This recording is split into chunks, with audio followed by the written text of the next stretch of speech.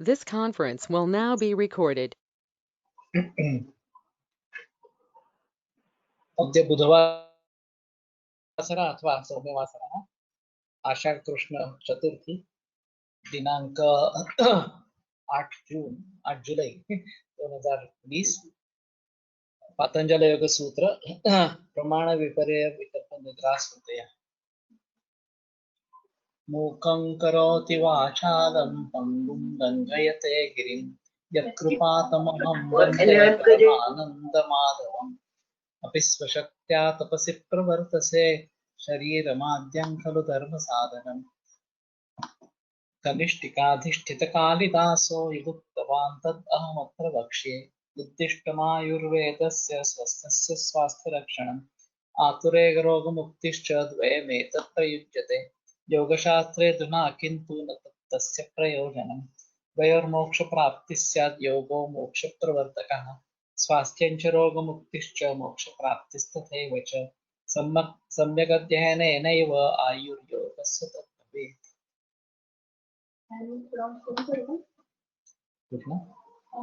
थोड़ा स्पंद करो।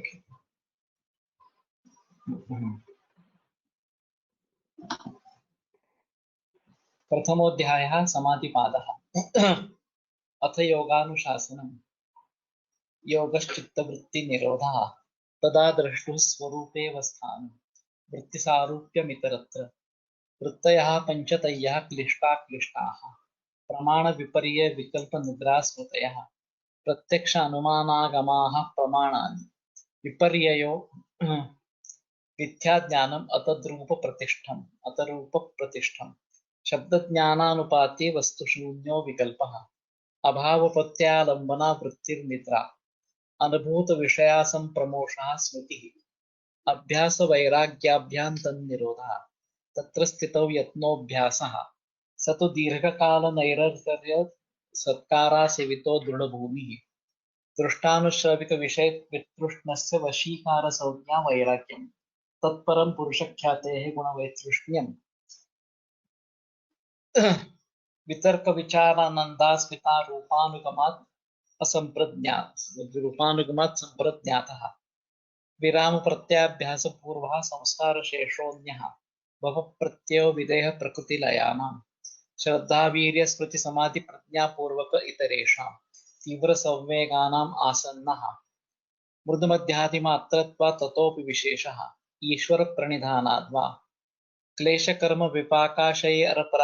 विपाकाशैरपरामृष्टः पुरुषविशेषः ईश्वरः तत्र निरतिशयं सार्वज्ञबीजं स पूर्वेषामपि गुरुः कालेनानवच्छेदात् तस्य वाचकः प्रणवः तज्जपस्तदर्थभावनं ततः प्रत्यक्केतनाधिगमो अपि अन्तरायाभावश्च व्याधिस्नानसंशयप्रमादालस्याविरति भ्रान्तिदर्शनालब्धभूमिकत्वानवस्थितत्वानि चित्तविक्षेपास्ते अन्तरायाः दुःखदौर्मनस्याङ्गमे जयत्व श्वासप्रश्वास विक्षेपसहभवः तत्प्रतिषेधार्थम् एकतत्वाभ्यासः मैत्री करुणामुदितोपेक्षाणां सुखदुःखपुण्यापुण्यविषयाणां भावनातश्चित्तप्रसादनं प्रच्छर्दनविधारणाभ्यां वा प्राणस्य विषयवती वा प्रवृत्तिरुत्पन्ना मनसस्थितिनिबन्धिः विशोका वा ज्योतिष्मति वीतरागविषयं वा चित्तं स्वप्ननिद्राज्ञानालम्बनं वा यथाभिमतध्यानाद् वा परमाणु परममहत्त्वान्तोऽस्य वशीकारः क्षीणप्रत्ययरभिजातस्यैव मणेर्गृहीतृग्रहणग्राह्येषु तदञ्जनता समापत्ति क्षीणवृत्त्यरभिजातस्यैव मणेर्गृहीतृग्रहणग्राह्येषु तदञ्जनता समापत्ति तत्र शब्दार्थज्ञानविकल्पैः संकीर्णा सवितर्का समापत्तिः स्मृतिपरिशुद्धौ स्वरूपशून्येवार्थमात्रनिर्भासा निर्वितर्का एते एव सविचारा निर्विचारा च सूक्ष्मविषया व्याख्याता सूक्ष्मविषयत्वं च आलिङ्गपर्यवसानं ता एव सबीजः समाधिः निर्विचारवैशारद्येऽध्यात्मप्रसादः ऋतंभरा तत्र प्रज्ञा श्रुतानुमान प्रज्ञाभ्याम अन्य विषया विशेषार्थत्वात् तज्ज संस्कारोन्य संस्कार प्रतिबंधी तस्यापि निरोधे सर्वनिरोधात् निर्बीजः समाधिः इति श्री पतंजलि विरचिते योगसूत्रे प्रथमः समाधिपादः।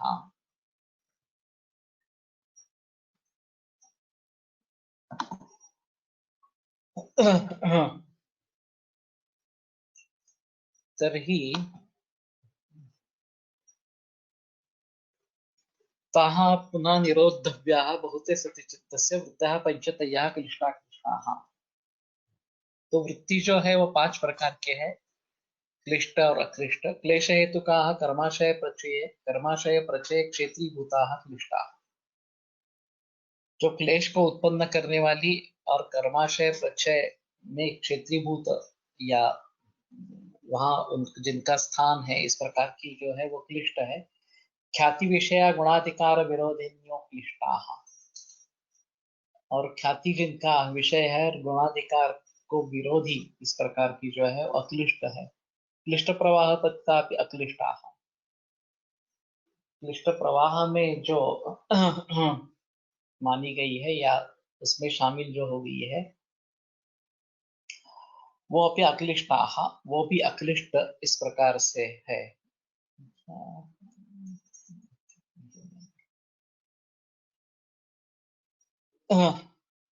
तथा अक्लिष्ट चित्रेषु क्लिष्टा।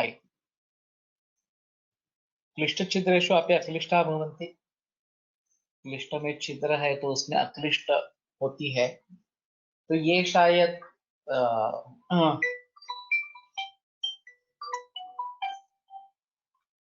जो चित्त का क्षिप्त मूढ़ उत्क्षिप्त इस प्रकार के जो बताए गए हैं तो उसमें कभी कभी ये सत्व गुण प्रधान इस प्रकार का हो जाता है, उसमें ये अक्लिष्ट इस प्रकार की होगी। अक्लिष्ट छिद्रेषु क्लिष्टा और अक्लिष्ट छिद्र है उसमें क्लिष्ट ये हो सकती है। तथा जातीय कहा संस्कारा वृत्ति विरेव क्रियते। उस प्रकार के जातीय वाले संस्कार वृत्ति से ही किए जाते हैं। संस्कारिष्ट वृत्तियां और संस्कारों से वृत्ति उत्पन्न होती है। तो वृत्ति से संस्कार, संस्कार से वृत्ति इस प्रकार। एवं वृत्ति संस्कार चक्रम अनिशम आवर्तते। वृत्ति संस्कार चक्र जो है वो निरंतर चलता रहता है। तदेवं भूतं चित्तम अवसिताधिकारम आत्मकल्पेन व्यवतिष्ठते प्रलयं वा गच्छति। तो ये जो चित्त है अवस्थित अधिकार जिन्हें अपना अधिकार छोड़ दिया है, रख दिया है, आत्मकल्पेन व्यवतिष्ठते, वो आत्मकल्प से स्वरूप में स्थित हो जाता है या प्रलयम वा गच्छति, तो उसका प्रलय हो जाता है और फिर से जन्म इस प्रकार का आरंभ होता रहता है। ऐसा थोड़ा सा है। तो ये व्यास भाष्य काफी क्लिष्ट है समझने में इस प्रकार से।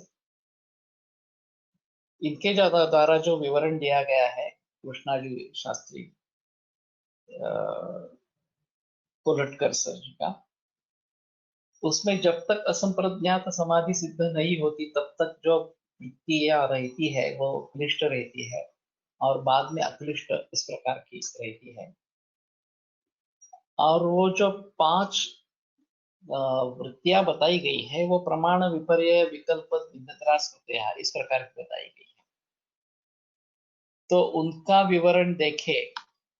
फिर मैंने आज थोड़ा सा ऐसा सोचा कि हम आयुर्वेद की दृष्टि से इसको देख रहे हैं तो चरक शारीस्थान अध्याय 1 जहां जहां तक हो वहां पे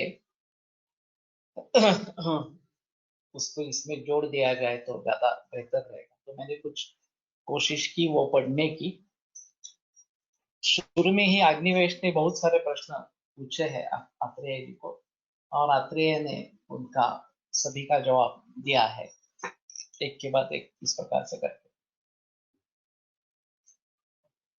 तो हमारी इसके बारे में जो भी संकल्पना है आयुर्वेद की विशेषता चरक संहिता में लिखी गई, वो भी अगर हम इसके साथ में लेते रहेंगे तो ज्यादा बेहतर इस प्रकार का रहेगा। तो मैं अगले व्याख्यान में इसके बारे में थोड़ा सा प्रयास करूंगा। तो प्रमाण विपर्यय विकल्प निद्रा स्मृतय, ये 5 क्लिष्ट और अक्लिष्ट इस प्रकार की वृत्ति है। प्रत्यक्ष अनुमान आगमाः प्रमाणानि, प्रत्यक्ष अनुमान और आगम ये प्रमाण इस प्रकार के बताए गए। तो प्रमाण भी एक वृत्ति है, ये एक अहम सोचने की बात है।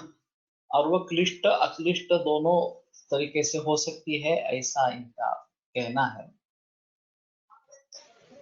तो शंकराचार्य ने भी कहा है तथा अत्र प्रतिष्ठा, एक कुछ हद तक प्रमाण का विचार चलता है और आगे स्वानुभूति एकमान इसका इतना ही रहता है कि खुद को जो अनुभव होगा वही उसमें रहेगा। तो शुरू में इसको सिद्ध करने के लिए प्रमाणों की आवश्यकता पड़ती है और बाद में एक बार ये सिद्ध हो गया या दूसरों को बताना है, उसके लिए प्रमाण की आवश्यकता इस प्रकार की रहेगी। लेकिन आगे चलकर इसमें तर्क की परिभाषा नहीं होती है, हमें खुद अनुभव लेना बहुत जरूरी इस प्रकार का होता है। तो प्रत्यक्ष अनुमान आगमाः प्रमाणानि, प्रत्यक्ष अनुमान और आगम ये 3 प्रमाण बताए गए हैं। ताः क्लिष्टाश्च अक्लिष्टाश्च पंचधा वृत्तयः प्रमाण विपर्यय विकल्प निद्रा स्मृतयः प्रत्यक्ष अनुमान आगमाः प्रमाणानि इंद्रिय प्रणालिकया चित्तस्य बाह्य वस्तु परागात् तद विषय सामान्य विशेषात्मनोर्थस्य विशेष अवधारण प्रधाना वृत्ति प्रत्यक्षम प्रमाण। हमें जो आत्मेन्द्रिय मनोर्थानां सन्निकर्षात् प्रवर्तते व्यक्तात्मया बुद्धि प्रत्यक्षम सन्निगच्छति, ये जो चरकाचार्य की व्याख्या है वो ज्यादा सुलभ इस प्रकार की है। इंद्रिय प्रणालिकया चित्तस्य बाह्य वस्तु परागात्, चित्त का बाह्य वस्तु में उपराग, उसमें प्रेम निर्माण होने के कारण इंद्रिय प्रणाली द्वारा तद विषया सामान्य विशेष आत्मनः अर्थस्य, उसका जो विषय है सामान्य विशेष इस प्रकार का आत्मा का अर्थ विशेष अवधारण प्रधाना वृत्ति, उसके विशेष को निश्चय करने वाली या अवधारण प्रधान इस प्रकार की वृत्ति प्रत्यक्ष प्रमाण है। फलम अविशिष्ट पौरुषेयश्चित्त वृत्ति बोध, तो उसका फल क्या है? तो अविशिष्ट इस प्रकार का पौरुषेय चित्त वृत्ति बोध। अविशिष्ट इसका मतलब यह रहेगा कि जो सामान्य इस प्रकार का है, विशेष जिसमें नहीं है, ऐसा पौरुषेय हर व्यक्ति को प्राप्त होने वाला चित्त वृत्ति बोध है। प्रतिसंवेदी पुरुषः इति उपरिष्टात् उपपादयिष्यामः, तो इसका जानने वाला जो है वो पुरुष है, ये बाद में बताएंगे। अनुमेय से तुल्य जातीयेषु अनुवृत्तो भिन्न जातीयेभ्यो व्यावृत्तः संबंधः यहाँ तद विषय सामान्यावधारण प्रधाना वृत्ति अनुमान।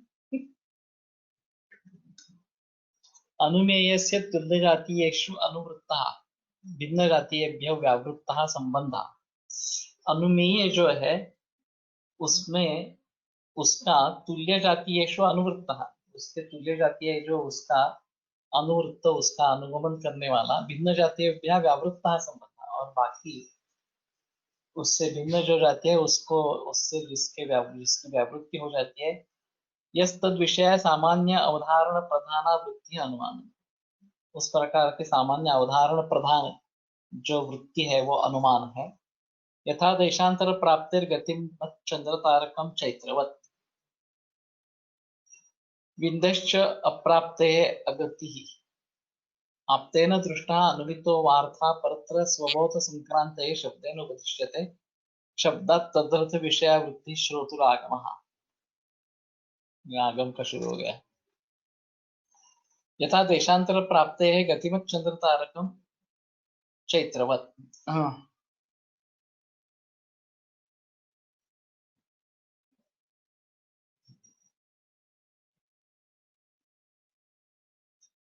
हाँ, तो चंद्र तारकम गतिमत, ये अनुमान है। चंद्र और तारक ये गतिमान इस प्रकार के हैं।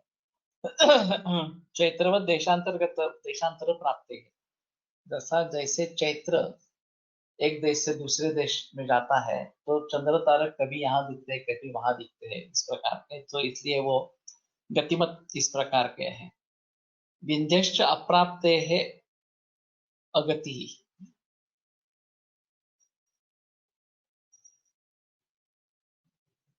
ये प्रत्युदाहरण होगा शायद। विंध्य घूमता नहीं है, उसके लिए वो अगति इस प्रकार का है। तो उसमें देशांतर गति, देशांतर प्राप्ति गति इस प्रकार की विंध्य में दिखाई नहीं दिखाई देती है, और इसलिए वो चैत्रवत नहीं है। चंद्रतारक चैत्रवत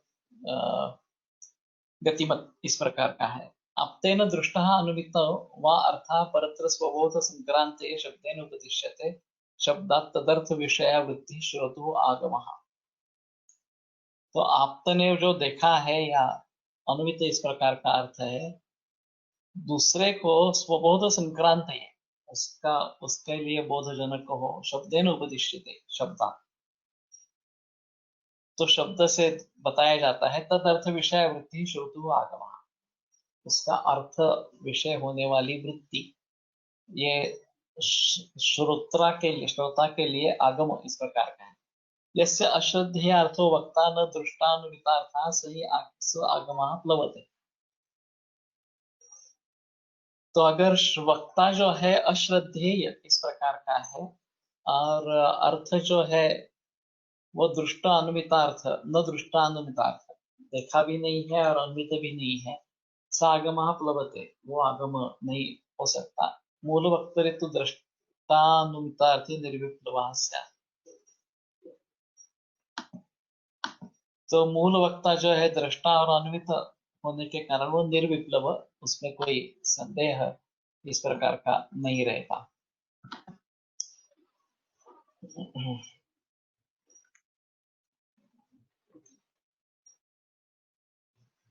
स्वानुभूति को दूसरे को बताते वक्त प्रमाण देना पड़ेगा, तब क्या करें? दूसरे को बताते वक्त प्रमाण देने की जरूरत नहीं है, उसको भी कहना कि तुम भी अनुभव ले लो, बाकी कुछ नहीं है।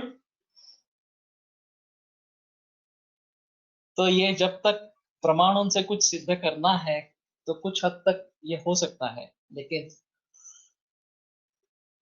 और आगे चले जाएंगे तो ऐसा नहीं बता सकते कि ये इस प्रकार से ये सिद्ध होता है, ये इसके लिए प्रमाण है इस प्रकार से।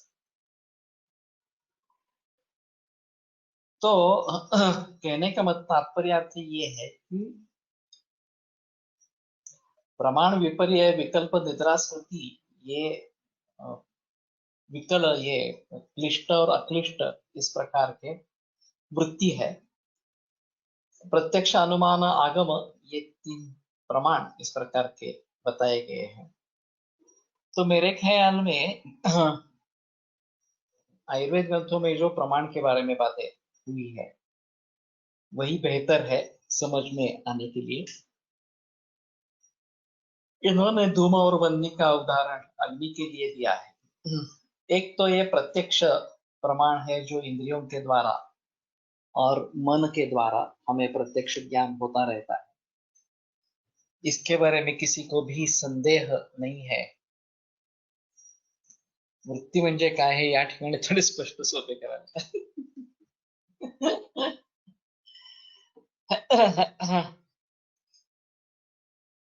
एक समझ लो कि एक प्रकार के विचार तरंग है इस प्रकार से। मन जब या दृष्टा, मन छोड़ो, दृष्टा जब अपने स्वरूप में स्थित हो जाता है, तो वो समाधि अवस्था है, वो कैवल्य है एक्चुअली, कैवल्य का लाभ वगैरह। परंतु वृत्ति सारूप्य इतरत्र, उस अवस्था को छोड़कर बाकी सभी में वृत्ति सारूप्य है। तो इनका कहना ऐसा है कि प्रत्यक्ष प्रमाण का अगर उदाहरण ले लेंगे, तो जब हम कोई वस्तु चक्षुरेंद्रिय से देख रहे हैं और हमें ज्ञान हो जाता है कि ये वस्तु है इस प्रकार, तो इनका कहना ऐसा है कि चित्त में वृत्ति निर्माण होती है, वो वृत्ति बाहर जाकर विषयाकार हो जाती है और फिर वापस आती है और फिर उसके बारे में ज्ञान होता है।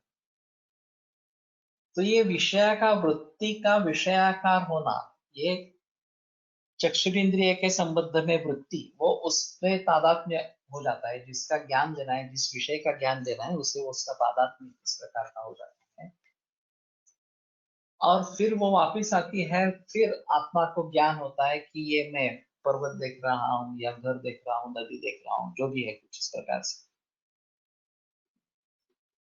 तो वृत्ति सारूप्य का मतलब क्या है कि जैसा विषय है उसी प्रकार से हमें उसकी प्रतीति होना।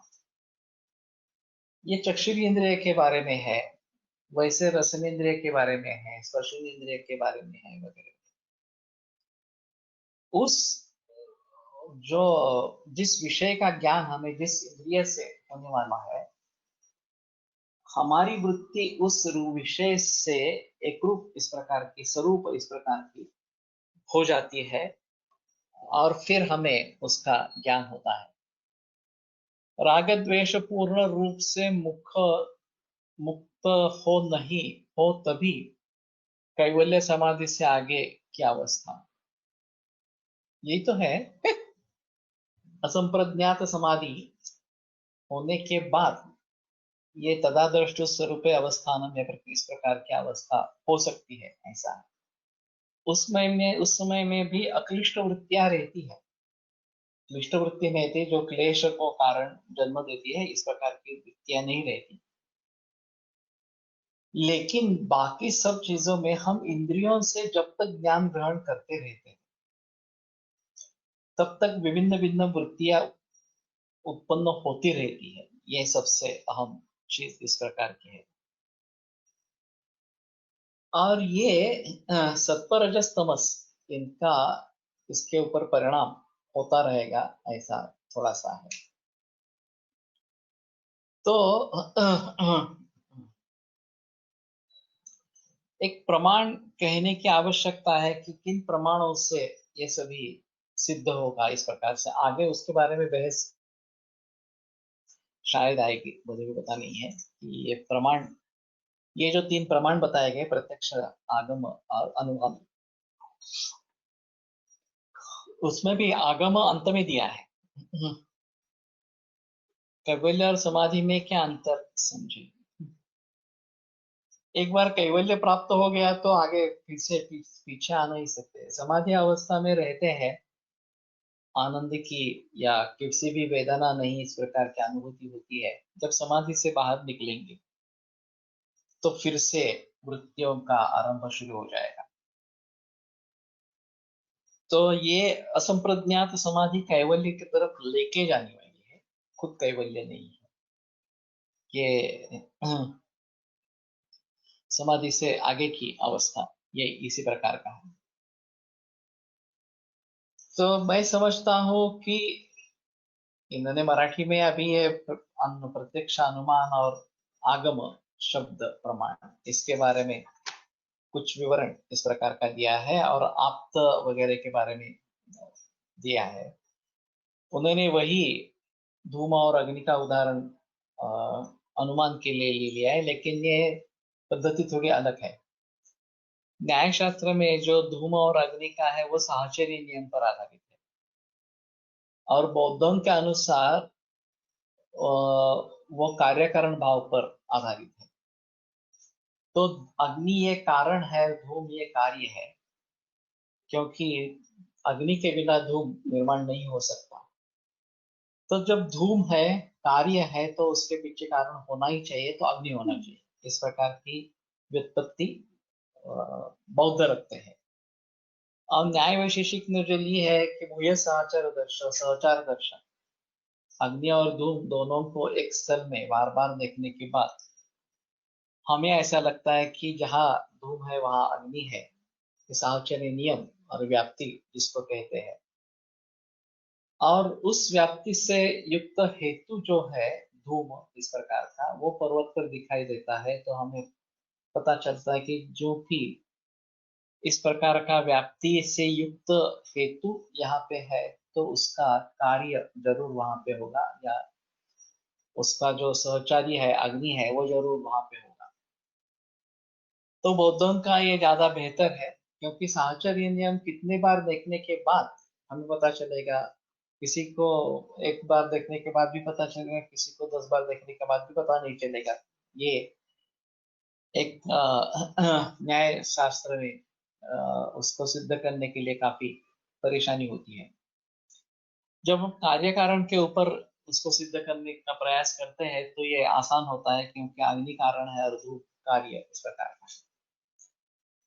और दूसरा भी ये साहचर्य नियम के बारे में और एक दोष होता है कि यत्र यत्र धुआं तत्र तत्र अग्नि, ये हमने समझ लिया है तो ठीक है, लेकिन यत्र यत्र अग्नि तत्र तत्र धूमः, इस प्रकार अगर हमने साहचर्य देख के समझ लिया तो फिर कठिनाई आएगी, क्योंकि ये तो व्यापकत्व सिद्ध हेत्वाभास है, तो ये वास्तव ज्ञान नहीं है इस प्रकार से। तो किसके आधार पे करे, ये हमें सोचना इस प्रकार से पड़ेगा। लेकिन जो अन्य शास्त्रों में इस प्रकार के उदाहरण दिए गए हैं, ये शायद हम देखें और फिर प्रमाणों से सिद्धि करने की कोशिश करें। तो प्रत्यक्ष जो है वो सभी दर्शनकारों को मान्य है, चारवाक से लेकर। तो इसके बारे में हमें देखना चाहिए। किसी का वीडियो ऑन हो तो बंद करें।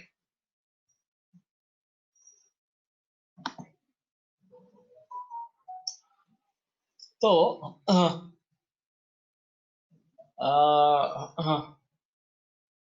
प्रत्यक्ष प्रमाण ये हमें सबसे अहम इस प्रकार का रहेगा, लेकिन सिर्फ प्रत्यक्ष से बात नहीं होगी इस प्रकार से। आत्मस्थे मनुष्य स्थिरे, मन को आत्मा का ज्ञान इस प्रकार का होना और मन उसी अवस्था में चला जाना, या आत्मा दातात्म्य ज्ञान, ये सब जाके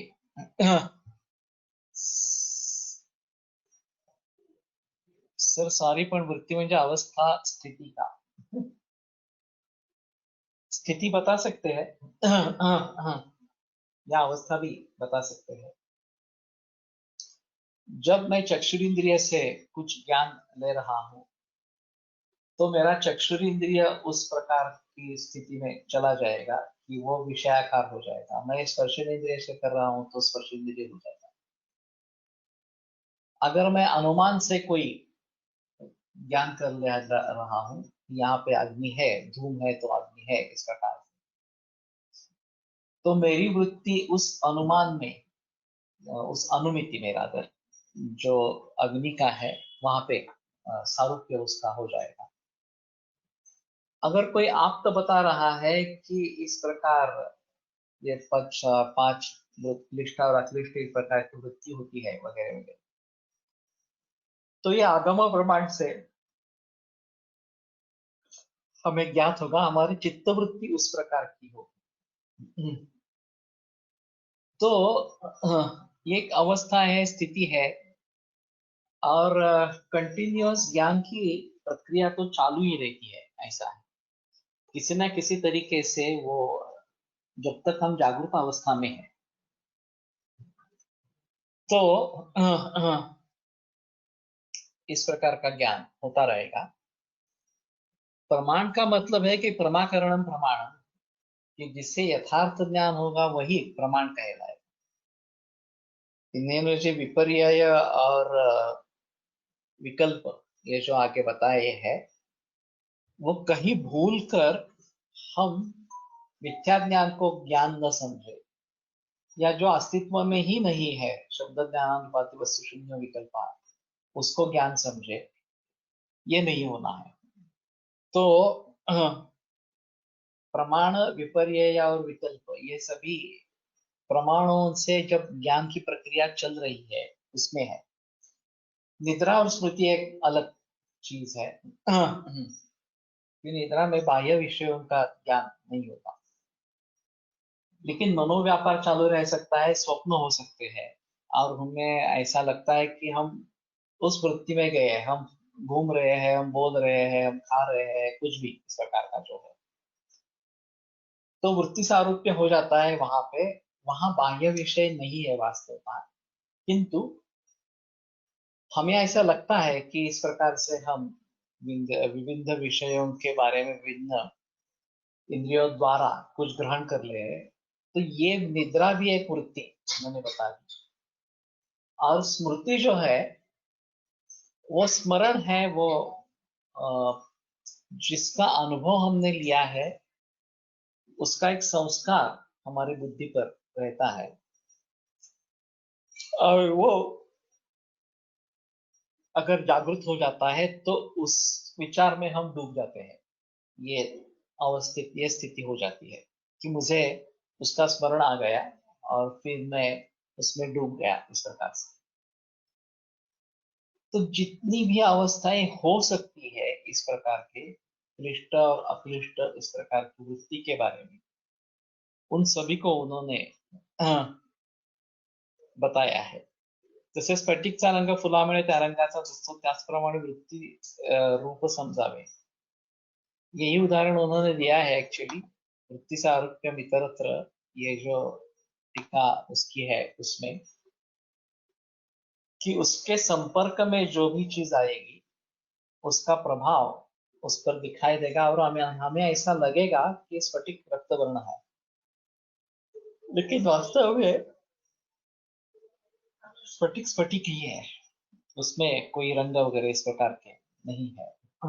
तो उसी प्रकार से ये जो सभी वृत्तियां है जिससे हमें कुछ ना कुछ ज्ञान होता रहेगा, वो सब अविद्या या माया का खेल है। ये जब हम समझेंगे तो वास्तव में आत्मा या दृष्टा जो है वो निर्विकार इस प्रकार का है, उसमें कोई इस प्रकार के बदलाव नहीं आते हैं। फिर भी हमें ऐसा लगता है कि हमें बदलाव इस प्रकार से आ गए हैं, और ये इस प्रकार से दिख रहा है, वो इस प्रकार से हम सुन रहे हैं, इस प्रकार का उसका रस ले ले है, वगैरह वगैरह इस प्रकार से। Sir, organiser has disabled to connect the meeting by phone, असा मेसेज येतोय, why we cannot join and participate by phone, as sometimes it is not possible to log in on laptop. Maybe there should be some technical issue. एक बार उसको ही phone करके पूछो विलोक को कि कुछ problem है क्या। वैसे तो मोबाइल के ऊपर होता है, बाकी लोग भी सुबह का भी जो होता है वो भी होता है, तो कुछ टेक्निकल इशू हो गया हो और इसलिए अभी पॉसिबल नहीं हो रहा हो, ये शक्यता है। तो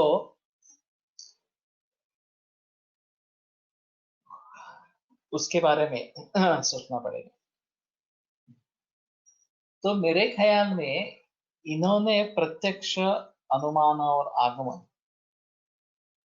घडून गेलेल्या विषयात वृत्ती अधिक काळ राहणे याचा कसा विचार करा। ये स्मृति एक वृत्ति ही है इसी प्रकार की, अगर हम उसी में खो जाते हैं तो भी प्रॉब्लम इस प्रकार की रहेगी। और अगर स्मरण होता है कि भावों का यथार्थ स्मरण इस प्रकार का होता रहता है, तो ये अक्लिष्ट वृत्ति रहेगी कि हम फिर से सजग हो जाएंगे, नहीं नहीं ये मैं सोचने लगा था, लेकिन पूर्वानुभव इस प्रकार का है, इसकी स्मृति मुझे है, तो ये मुझे भूल जाना है, और यथार्थ ज्ञान प्राप्त करने के लिए प्रयास करने हैं इस प्रकार से। तो ये जो 5 वृत्तियां बताई एक्चुअली, उसमें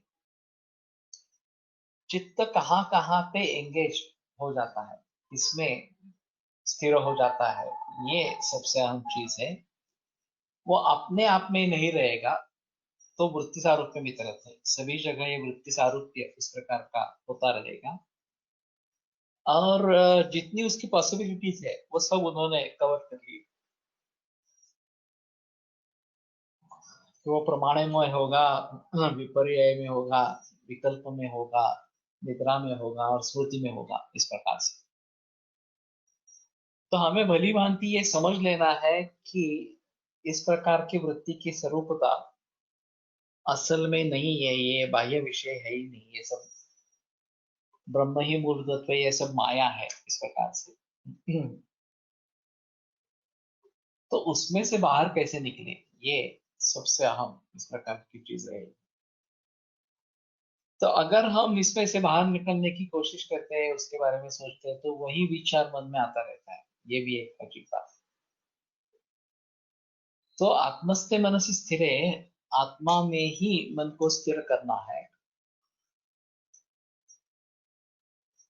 तो योग सिद्धि इस प्रकार की हो जाती है। आत्मस्थे मनसि स्थिरे सशरीर से योगन्यास्तम योगम ऋषये विदुः। तो जीवित है आदमी, हाँ, और शरीर धारण करने वाला इस प्रकार का है, लेकिन मन आत्मा में स्थित इस प्रकार का है, स्थिर है। तो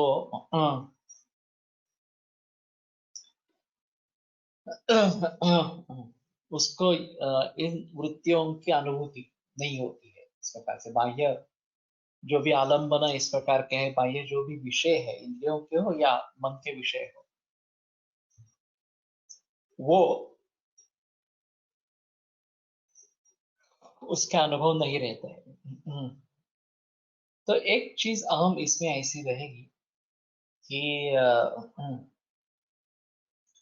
प्रमाण भी एक वृत्ति है, और अंतिमतः सभी वृत्तियों का निरोध करना है, उसमें प्रमाण का भी निरोध करना है, जिनके आधार हम योग शास्त्र की सिद्धि करना चाहेंगे, तो उसको ही छोड़ देना है, ये भी अंत तक नहीं रहेगी। गतासून गतासु नाचो नानुशोचन्ति पंडिता, असा विचार करणे आवश्यक आहे। गतासून गतासूच, तो जिसके प्राण निकल गए हैं और जिसके प्राण निकले नहीं है, ऐसा होगा या गता मुझे पक्का याद नहीं है। हाँ, उसके बारे में दुख नहीं कर, पंडित जो है वो उसके बारे में दुख नहीं करते हैं इस प्रकार से, क्योंकि ये मालूम है कि आत्मा अमर है। अगर इस जीवंत शरीर से आत्मा निकल गया है इस प्रकार से, ये गतासु इस प्रकार का हो गया, तो उसके बारे में शोक करना उचित नहीं है, क्योंकि आत्मा वैसे भी अमर इस प्रकार का है। तो स्मृति अक्लिष्ट भी हो सकती है, क्लिष्ट भी हो सकती है। जिससे क्लेश निर्माण होंगे वो क्लिष्ट वृत्ति है, और जिससे क्लेश नहीं हो बल्कि तत्व ज्ञान में हम अधिक स्थिर इस प्रकार से हो जाए, वो अक्लिष्ट इस प्रकार की वृत्ति रहेगी। तो मेरा ख्याल है कि ये बेटर ऑप्शन, क्योंकि इन्होंने ऐसा बता दिया कि वेदांत शास्त्र में, अद्वैत वेदांत में इसके बारे में काफी विवरण किया गया है, इसलिए पातंजलि योग सूत्र में उसका विवरण नहीं लिया। तो अगर किसी को इच्छा है तो शांकर भाष्य पढ़े इस प्रकार से। तो हम सोचते हैं कि हम आयुर्वेद पढ़े। अगर, लेकिन इन तीन प्रमाणों से ब्रह्म की सिद्धि कैसे करनी है या योग शास्त्र की सिद्धि कैसी करनी है, ये हमें सोचना पड़ेगा। आत्मा अमर और शुद्ध ही है, तो मुक्ति किस की या कैसे, वो अमर है और चैतन्य स्वरूप है इस प्रकार का, तो वास्तव में मुक्त ही है। हमें लगता है कि वो बद्ध है। सांख्य में भी यही बताया है कि हमें लगता है कि आत्मा प्रकृति से जुड़ा गया है इस प्रकार, और जब उसको ज्ञान हो जाता है कि मैं प्रकृति से अलग हूँ, ये सब जो प्रसारा विश्व का जो है वो अलग चीज है, मैं उससे अलग इस प्रकार का हूँ, तभी उनके हिसाब में उसका मोक्ष हो जाता है। वैसी स्थिति यहाँ पे रहेगी। लेकिन ज्ञान की जो प्रक्रिया है उसके बारे में, वो तो प्रमाणों के द्वारा होती है, तो कुछ हद तक इनका सहारा लेना है। जब तक हम भलीभांति तीन सूत्रों को नहीं समझे तब तक, और प्रैक्टिकली नहीं करेंगे तब तक इन सूत्रों का सहारा लेना पड़ेगा। जब ये स्थिति आ जाएगी कि क्लेश पूरे नष्ट हो गए हैं और क्लिष्ट वृत्ति सभी नष्ट हो गई है, उनका निरोध, नष्ट होना मुश्किल है, उनका निरोध कर दिया गया है, तो द्रष्टु स्वरूप अवस्थान, तो दृष्टा अपनी रूप स्वरूप में चला जाएगा। वो ज्ञान भी है तो सिर्फ अनुभव बाकी है। हमें ऐसा लगता है कि वो ज्ञान है हमें इस प्रकार से, लेकिन ये इतना आसान नहीं है। मैं सुबह ये तवारिया प्राणायाम करता हूँ और ये करीबन 17-18 मिनट का है। तो मैं हर रोज सोचता हूँ कि जितने भी विचार मन में आएंगे उनको मैं उनकी तरफ मैं दुर्लक्ष्य करूंगा, और कंसंट्रेशन उस प्राणायाम में करूंगा जहाँ अंकों की गिनती भी है 36 की एक साइकिल होती है एक एक मिनट में। तो 1 2 3 4 इस प्रकार से अगर गिनती करते रहते हैं तो गिनती करने में भी मन व्यग्र हो जाता है, लेकिन ये टिकता नहीं है। उसी समय कुछ मन में और विचार आने लगते हैं, और एक तरफ गिनती चालू है लेकिन विचार भी चालू है। तो ये काफी मुश्किल है कि वृत्ति सारूप्य इतरत्र, अन्य सभी जगह ये वृत्ति सारूप्य इस प्रकार का होता रहेगा, और जिसको भली भांति ज्ञान हुआ है ऐसे लोग बहुत ही कम होंगे।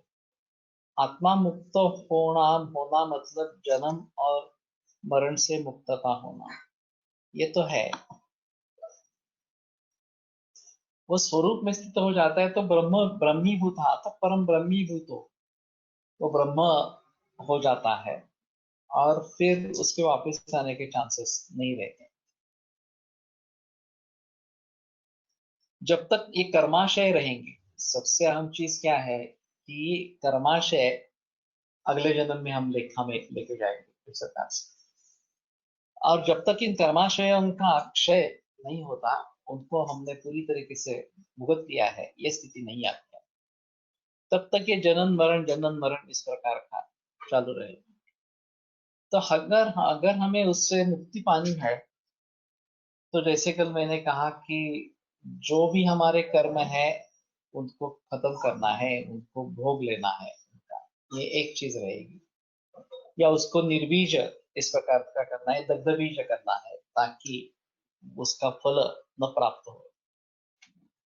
और फिर आगे के जो कर्म है वो निष्काम कर्म करने हैं कि उसका फल निर्माण नहीं हो। तो किए हुए कर्मों का क्षय और नए कर्म निर्माण न करना, ये अगर हम कर सकते हैं तो जीवन मरण से मुक्ति पा सकते हैं। नहीं तो ये कर्माशय निर्माण होते रहेंगे, और उसके अनुरूप जन्म आता रहेगा, उसमें हम फिर से और नए नए कर्म करेंगे, उसके आगे भी ये सिलसिला चलता रहेगा। तो वृत्ति से संस्कार और संस्कार से वृत्ति, ये जो उन्होंने पीछे बताया था कि जो संस्कार हुए हैं उसके अनुरूप वृत्ति हो जाती है और वृत्ति के अनुरूप संस्कार होते रहते हैं, ऐसा। अब जब महाभारत देखते हैं, हाँ, दुर्योधन की जो कैरेक्टर दिखाई गई है, तो कुछ भी होने के बाद, हाँ, उसकी यही सोच रहती है कि अब मैं पांडवों का नाश कैसे करूं। तो ये वृत्ति है उसके मन में बार बार आने वाली। और उसी के संस्कार, जिसके द्वारा जो कर्म होंगे, उसी के संस्कार रहेंगे, और वो संस्कार फिर उसी वृत्ति को फिर से जन्म देते रहेंगे।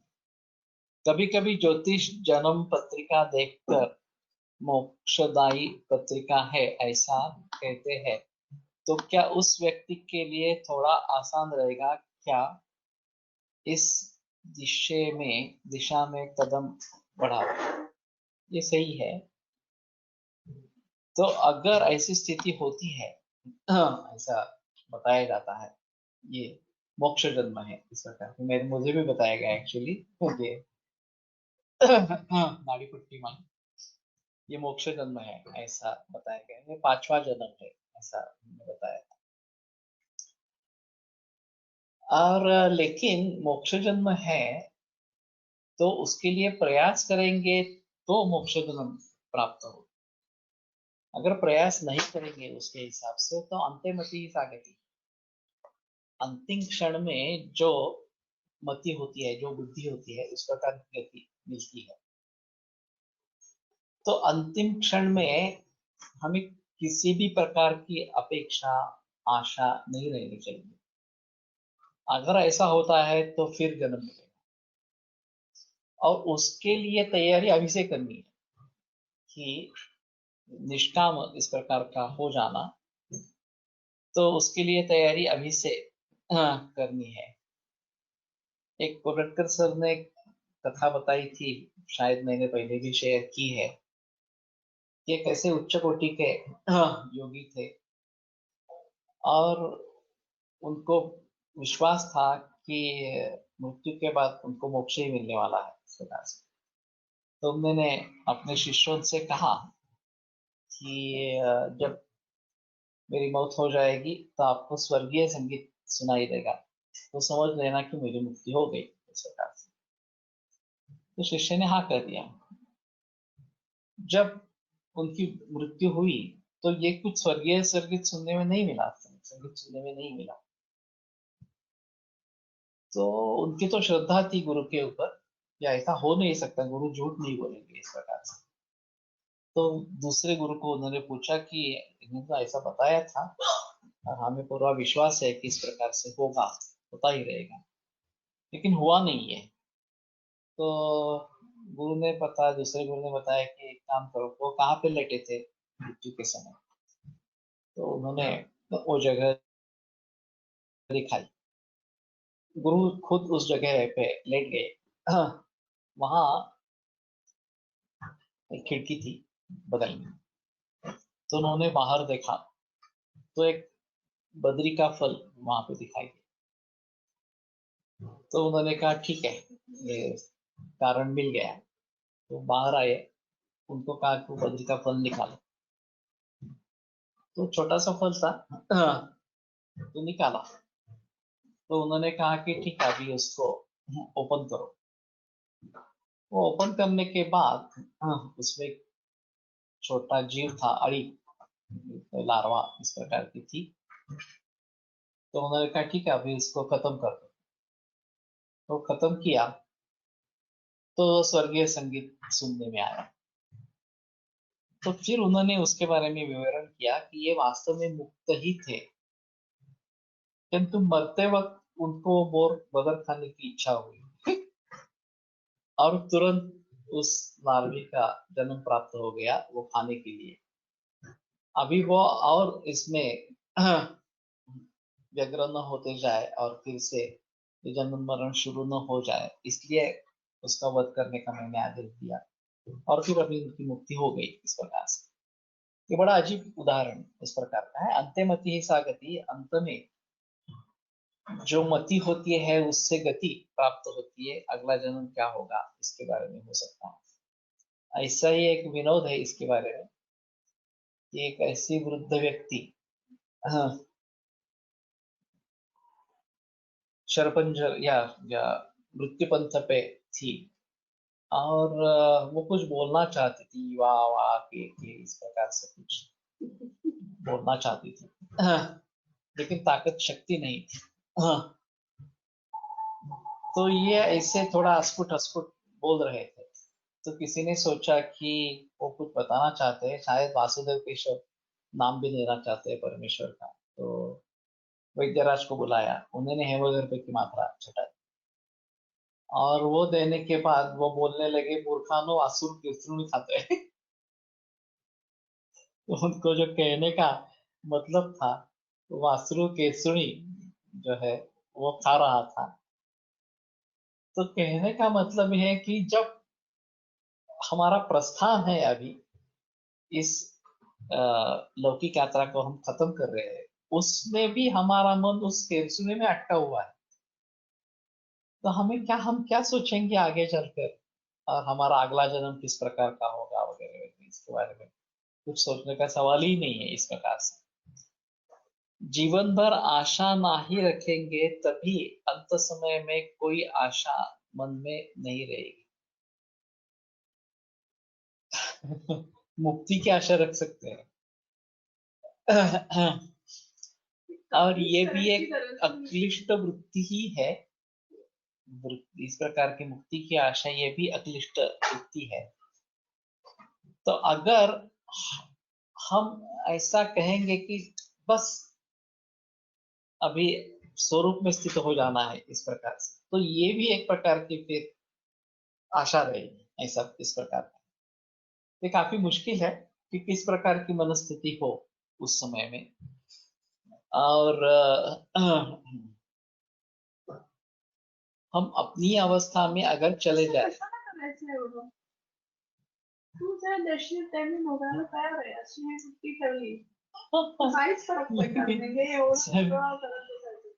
दुख का त्याग, संसार जो है वो दुखमय है, इसके बारे में सभी का एक मत है। उसमें आनंद भी है, लेकिन आनंद क्षणिक है और दुख बहुत ज्यादा इस प्रकार का है। तो दुख का त्याग कैसे करें?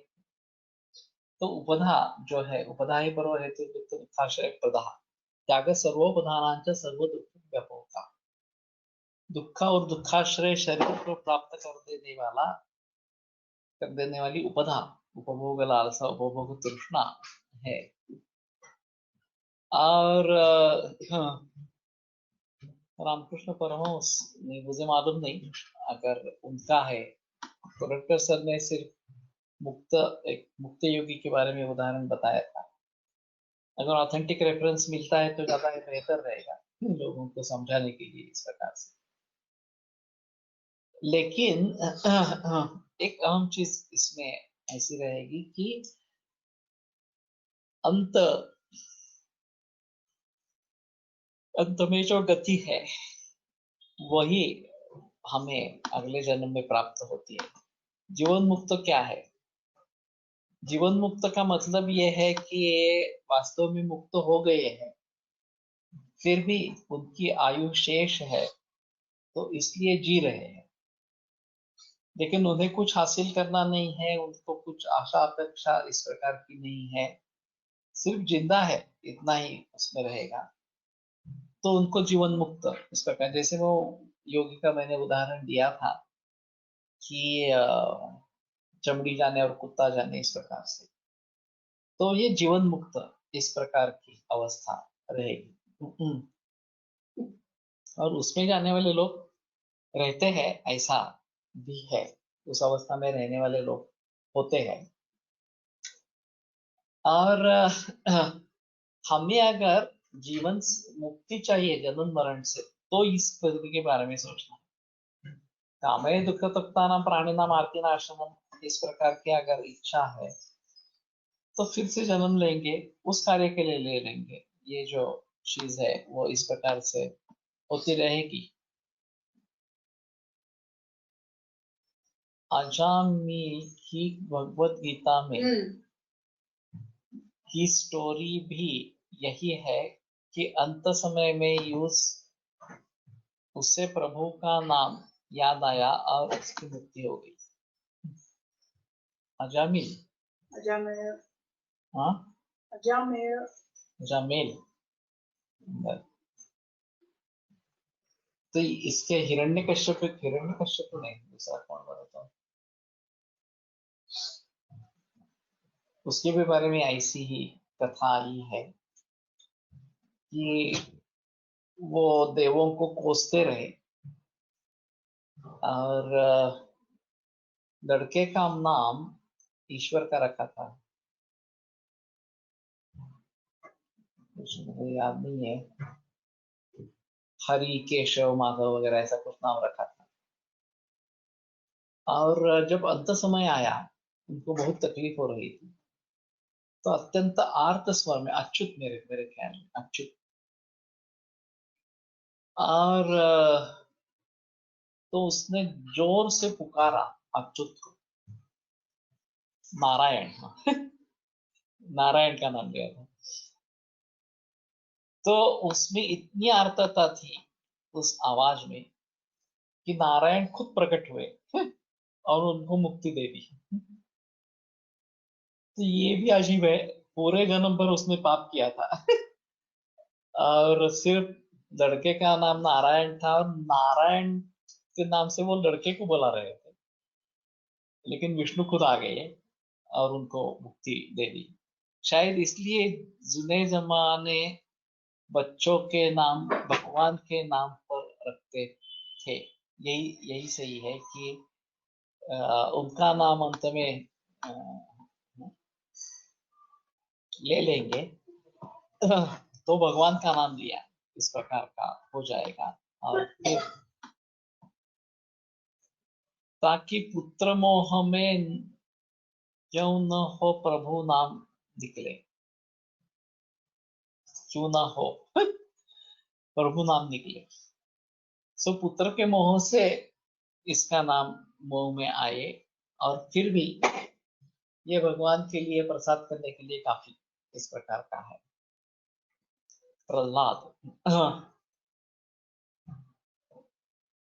प्रहलाद का लेकिन हिरण्यकश्यप को तो वध कर दिया नरसिंह अवतार में, इस प्रकार की है। और किसका है मुझे याद नहीं है, लेकिन किसी भक्त के बारे में इसके बारे में बताया गया है। तो कहने का मतलब यह है कि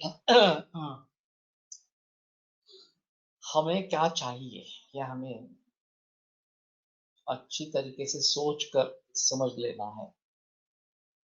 और हमें मुक्ति चाहिए तो उसके मार्ग का जो विवरण योग शास्त्र ने दिया है वो विवरण फॉलो करें, उसका उसी तरीके से करते रहे तो शायद इस प्रकार की मुक्ति हम पा सकेंगे। और ये गता न पुनरागता, जो इस प्रकार से चले गए वो फिर से वापस नहीं आते हैं, चरकाचार्य ने भी बताया है। तो मेरे ख्याल में अभी बेहतर चॉइस है कि मैं एक बार प्रमाण के बारे में, आयुर्वेद में जो प्रमाण, ये 3 प्रमाण जो वो आयुर्वेद से हम पढ़ेंगे, वो बेहतर इस प्रकार का रहेगा। और हमें उन प्रमाणों के जरिए योग शास्त्र की सिद्धि करनी है यथार्थ ज्ञान उसके जरिए होना है, ये आवश्यक है। मोक्ष प्राप्ति सद्गुरु की कृपा होने गर्दे से आए, ये तो सही है अध्यात्म में किसी भी तरीके के अध्यात्म में गुरु के बिना मार्गदर्शन नहीं होता है, ऐसा है। तो गुरुवाश्रय होना जरूरी है, लेकिन ज्यादातर ऐसा होता है कि अगर हम उस अवस्था तक पहुंच जाते हैं तो गुरु खुद ढूंढते आते हैं। बहुत लोगों ने ये बताया है। सडन डेथ, रोड एक्सीडेंट्स, अकाल मृत्यू मध्ये हे मोक्ष गती गयांचा विचार